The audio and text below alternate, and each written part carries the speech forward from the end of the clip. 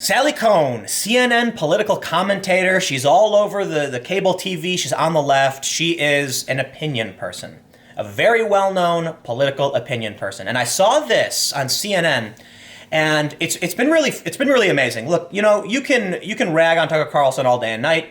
I've got another video about him coming up in just a few minutes where apparently he's accused of some other nonsense because Avenatti's crazy. But this is an op-ed. It said protest at Tucker Carlson's home went too far, and this is from Sally Cohn. This is awesome. This is awesome. This is what I want to see. I did a live stream with this dude on the left, and he said if you ask these people like the Democrats to disavow Antifa, they will. They don't want to be associated with this, and Antifa doesn't like Democrats either. And it's really funny when I see Republicans constantly say that Antifa is like the militant arm of the Democratic Party, and I'm like, dude, Antifa hates liberals, man. That's not true. They're fringe. Like, the issue for me is the cultural issues to where they relate, right? Antifa holds a lot of the regressive views that mainstream Democrats actually hold. They're divided by their stance on violence and threatening people. What happened if you're not familiar, just a quick recap, a bunch of people showed up at Tucker Carlson's house. They started chanting, "We know where you sleep at night." They were posting things on Twitter saying, "You won't be safe. We want to remind you." Tucker Carlson says they broke his door. In the video, we can see someone running off his porch. They claimed they didn't, but it's like, who do you believe? People are going to choose to believe. I don't think Tucker Carlson's lying about his door being broken. I mean, there was somebody on his porch. It would be a weird conspiracy, like, that Tucker Carlson is I don't know. I just think the solution, the simple solution tends to be the correct one. A bunch of people showed up to his house. We know they vandalized his property to a certain extent. We can see him on the porch. Yeah, they probably were banging on the door, maybe cracked it a little bit. That just seems reasonable. But it's great to see this op-ed, and I want to read through this because Sally Cohn is a lefty, and she is straight up saying, Antifa, you bad. On Wednesday night, protesters identified with a fringe group, ooh, feels good, gathered outside the home of Fox News host Tucker Carlson chanting, "Racist scumbag, leave town." Hate crime, political affiliation, political beliefs are a protected class in Washington, D.C. And I feel like it's obvious as to why. There are so many different people of different political ideologies who have to be in D.C. for work that they enshrine this law, I think, for the obvious reason of saying, like, listen, we all have to work together. You can't discriminate based on ideology because, yes, Republicans and Democrats both work in this town together, and people often don't like each other, so you can't kick them out of a restaurant for what they believe. You can't go to their home and threaten them, period, let alone for what they believe. I just want to say this again. Protesters identified with a fringe group. Doesn't that feel good to roll off your tongue to see CNN, Sally Cohn, calling this out? It makes me feel great. Much respect, Sally Cohn. I got a ton of respect for you calling this out. And I know this is not to say that the left typically endorses Antifa, but we just need to see it called out, period. Like, I can see time and time again people on the right call out the fringe groups on the far right and the ultra-nationalists. Yeah, they have no problem doing it. Everybody knows these people are nuts. But Antifa seems to just get a pass on a lot of these issues. But you know what? Antifa crossed the line by showing up to the home of Tucker Carlson. He's not even the worst of the worst. They showed up to his house, they caused some problems, and now you're getting the left coming out and calling you a fringe group, which you are, by the way. This happened amid an election in which exit polls show 3 out of 4 Americans think the country is becoming more divided. Look, I believe in protests. Sometimes the only way the marginalized can get their voices heard by those in power. To be clear, in my career as a community organizer, I organized many confrontational protests. I understand where the anger comes from. I feel it myself, and I agree wholeheartedly. This is the left that I've been looking for. This is the behavior I need to see. Look, politics are contentious. But when I talk about how I feel like the left is pushing me away, it's because I see this violence. I see the racism, the identitarianism, and they don't call it out. When I see this op-ed on CNN, I'm just like, thank you for coming back to reason. And I'm not saying Sally Cohn ever endorsed this kind of behavior. I'm just saying we live in different worlds. In the world I live in, I go on the ground to these protests, and I see these people beating other people, but then the press is just like fringe right-wing group getting violent. I'm like, dude, what are you talking about, man? Like, look, I'm going to say something that I know Antifa is going to get all up on me over. Antifa is worse than the Proud Boys. Straight up. You know why? Because Antifa is a much larger group of people because it's a varying common ideology, anti-fascism and the far left and these groups. There's many more of them than there are Proud Boys. Proud Boys, at the core, sure, by all means, you can call them racist, you can call them sexist, call them whatever you want. But when we see the violence, it's always Antifa attacking them. New York, best example. Antifa, according to the NYPD, started the fight with the Proud Boys. You are allowed to be a nasty, racist, evil person. And I'm not saying the Proud Boys are. Some Proud Boys, I know, actually are racist. Yes, absolutely. It's a fact. It's true. But as an organization, they have like a core value of like Western chauvinism. And I think the only thing you can say is that they don't allow women, so they're sexist. But individually, sure, you probably got a bunch of people who believe reprehensible things. Some of them have been kicked out. Gavin's disavowed many of them. I don't think they're innocent. I don't agree with their ideology. The point I'm trying to make is that if you want to be whatever group you're in, so long as you abide by the law, you're allowed to do it. Antifa shows up and starts those fights. And I've been waiting to see people call them out. Look, I'm not a big fan of the Proud Boys. For the most part, I think they're actually a detriment to the right? When they go out and engage in these fights, even if it's defensive, it's not making anybody look good. And we saw in the video after New York, they were jumping around laughing about how they were stomping heads and stuff like that. Nobody is innocent here. But one thing is true. Antifa showed up to a lawful event and started a fight with the Proud Boys. Therefore, it's not just the Proud Boys, it's Antifa showing up and attacking regular old Trump supporters, regular old people. They are a fringe group of violent extremists. They've been labeled terrorists, and that's it. The worst thing you can say about the Proud Boys, they've been labeled a hate group by the SPLC, which a lot of people don't think is credible. They've been banned from a bunch of platforms, but they are not labeled a terror group like Antifa is, right? It's pointless to try and claim one is better or worse. The point is, who started the fight, who's breaking the law, and it's Antifa. So let's get back to the story. And yet, I'm wrestling with a feeling of deep discomfort as I watch the videos from outside Tucker Carlson's DC home. CNN reported that Smash Racism DC, which calls itself an anti-fascist or Antifa group, claimed responsibility for the protests on social media. In videos uploaded to Twitter by the group on Wednesday, participants were heard saying, "Tucker Carlson, we will fight. We know where you sleep at night."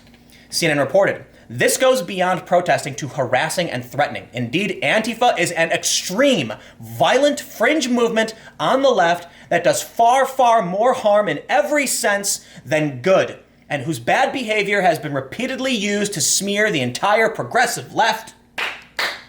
Bravo. 100%. Now, while that's true, I also want to point out that there are fringy identitarians who are smearing the progressive left too, and Sally Cohn probably fits more in that identitarian camp, but look, here's my thing. I don't care if you're a communist. I don't. So long as you don't support violence against other people. I met a communist in Berkeley, full on like wearing the red sickle and hammer and all that stuff. And I asked him about this, and he said it was wrong. It was wrong for Antifa to attack people. That's not what communism is supposed to be.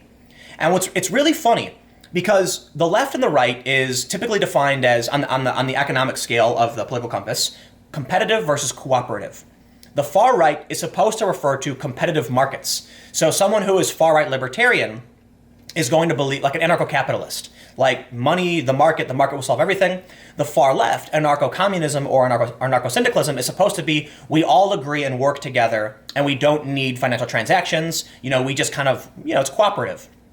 At its core, a true anarchist, someone who believes anarchy means without authority, cannot be an authoritarian. And so we're seeing these weird movements of, look, Antifa is authoritarian communist. That's what they are. Willing to use violence and cause more harm and smear the left. You can be identitarian. If you want to be on the left and claim, white people bad, white people this, sure. So long as you disagree with violence and you think that rules should be imposed based on democratic values, meaning people can vote for representatives, like in our republic, or can vote to pass provisions, and that only through the consent of the governed can new laws and rules be imposed. So this is great. And happening in this moment, this protest falls into a general decline in the civility and respect we are showing one another on other sides of the political aisle. Now, I'll say here what I've said before. Interpersonal niceness isn't the same thing as dignity, equality, and respect in policies and systems, and I would never privilege the former over the latter. I've always had a good relationship with Tucker Carlson and find him to be one of the more thoughtful people on the right. Also, whenever I think of him, I think about this video that BuzzFeed made about how whenever liberals are talking, Tucker makes a face like they're eating mayonnaise straight out of the jar. Seriously, he does. He does. This cracks me up. And when I told Tucker about it a few weeks ago, he said he hadn't seen it, but the idea cracked him up too. And Sally Cohn has even gone on Steven Crowder's show. And so here's what I love. I absolutely request that everyone point the finger to Sally Cohn, Alexandria Ocasio-Cortez, Rachel Maddow, whoever else, and call them stupid. Tell them their opinions are bad. That's politics. You're allowed to say, hey, you're not smart. And they can do the same back at you. So I absolutely request everyone point to Tucker Carlson and Sean Hannity and Laura Ingraham and say, you're not smart either. That's what political debate is. Now, obviously, I'm not saying just insult people. What I'm saying is, by all means, if you want to mock someone because you think their ideas are bad, yeah, go ahead and do it. Go ahead and do it. I personally disagree. I try to be more respectful. And I think it's awesome how Sally Cohn has like a kind of, jokey relationship with Tucker, even though they so disagree on so much. The point is, we disagree on issues, but we agree to live with each other. Antifa doesn't. They want to burn it all down. And the Proud Boys also don't believe in burning it all down, right? And that's what's crazy to me, that there's an equivalence between the two. These, like the video I made just moments ago about Dan Crenshaw, these people on the far left are nuts. Like the people on the far right, we call it far right, but I don't think it's appropriate, but white identitarians, left identitarians, and anybody who wants to smash the system, I think, you're nuts. Because it is an extremely delicate machine we have, the economy of the world. And we can make things better, and we've been making things better. And we make it better when people like Sally Cohn and Tucker Carlson can make jokes about how Tucker Carlson looks like he's eating mayonnaise, because you gotta admit, he does. Like, he's always got that furrowed brow. He's like, he does. That's a really great analogy. She said, still, I want to be clear that I find many of the policies and ideas that Tucker Carlson appears to support deeply cruel and hateful. And the way he expresses those beliefs and treats his opponents on air is often cruel as well. But here's the thing. I don't treat other people with dignity and respect and equality because they deserve it or even because they earn it. I treat other people with dignity and respect and equality because I believe that all people deserve dignity and respect and equality. Hear, hear. No matter who they are, no matter what they believe, and importantly, no matter how they treat me. Because those are my values, that's why I'm a progressive. See, this is the left that I like to, I disagree with her saying Tucker Carlson is hateful and cruel and all that stuff. I think Tucker Carlson can be snarky and can be mean for sure, but she takes a harder stance than I do. This is the left that I used to remember in this country. And things have been getting so crazy that you kind of lose sight of this. But Sally Cohn is a very high profile individual, and I have nothing but respect for her, for Alyssa Milano, and now there's another woman who apparently, Deborah Messing, calling out Linda Sarsour. Come back from the fringes. Call these people out. And you know what it might be? Like, Cinema is winning in Arizona, and Republicans are calling foul, not all of them. But she apparently ran as like a moderate centrist Democrat, and it worked out, right? Can't we just be rational people? Here's what we need in this country. We need a center-right Republican Party and a center-left Democrat Party. And then we can be like, well, I disagree with you. And that's what we need. Get these far lefties out of here. These people are nuts. Look what they're doing at Tucker Carlson's home, right? Sally Cohn, she thinks Tucker Carlson is hateful, but she can make a joke with him, and they can laugh about it. I have a lot of friends who are Trump supporters. Well, I take that back. I have some friends. I think I have like 3 or 4 Trump supporter friends. And we disagree on a lot of things. And I'll even be like, no. And if you saw me on Sargon's stream, you even see me disagreeing with them, like, no. And they're not even like far-right people. They're just like centrists on the other side of things. Anyway, that's about it. I think it's really awesome to see Sally Cohn making this statement because I agree with everything, like 99% of what she says in here, for the most part. The idea that people should be treated with respect and dignity, that we can oppose people's ideas, we shouldn't be showing up their houses and threatening and harassing them.